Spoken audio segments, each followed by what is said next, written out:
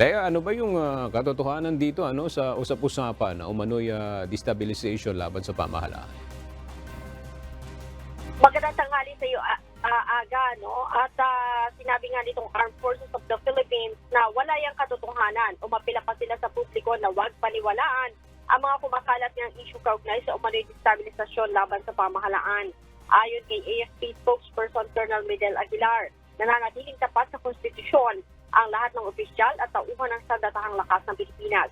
Kung mayroon man ani ang mga retiradong opisyal ng militar o nagpapahayag ng kanilang saloobin sa gobyerno, hindi ito sumasalamin sa buong organisasyon, lalo na't hindi na sila konektado dito. Gayunman aga, ignagalang aniya nila ang pagpapahayag ng mga saloobin sa ngalan ng demokrasya. Sinabi pa ni Colonel Aguilar, ang naturang issue ay hindi dapat na pinaniniwalaan dahil ito ay hindi nakakatulong sa pagpapaunlad ng bansa. Aga? Leia, alam natin na gaya nung nabanggit ng pamunuan na ito ay walang katotohanan. May ginagawa ba na paraan ng pamunuan upang makita or matrace itong pinagmulan nitong mga ugong-ugong na ito, Leia? Nagpapaimbestiga ang Armed Forces of the Philippines at base dito sa pahayag nitong si Colonel Aguilar ay alam naman nila kung saan ito nagmumula dahil binanggit nga niya na kung naglalabas ng saloobin itong mga retiradong opisyal ay ikinagalang naman nila sa ngalan nga ng demokrasya. Pero ikinigiit nila na hindi na itong mga ito konektado sa organisasyon. Matatandaan mo aga noong nakaraang taon ay may nabanggit din itong si CSAP o itong si General Romeo Browner tungkol dito sa destabilisasyon. Pumugong kasi aga itong mga usapin ng destabilisasyon kahit dito sa Armed Forces sa Philippine National Police tungkol doon sa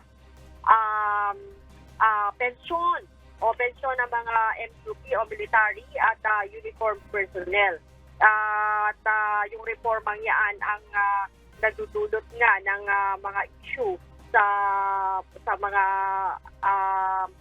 mga hanay ng mga sundalo, kaya't pinipilit din naman ng pamahalaan aga na hindi gaanong maapektuhan itong mga retiradong opisyal at maging itong mga nasa aktibong pwesto dito, maging dito sa PNP at sa Armed Forces of the Philippines. Sa katunayan ay nangako din ang mga senador na gagawa ng paraan para hindi nga maging malaki yung ikakaltas dito sa mga sweldo ng mga aktibong pulis at para din naman maibigay din yung dagdag na pensyon na tinatanggap din nitong mga retirado. Dahil din sa reforma dito sa pensyon ay mababawasan o hindi na madadagdagan itong pensyon na tinatanggap ng mga retiradong opisyal.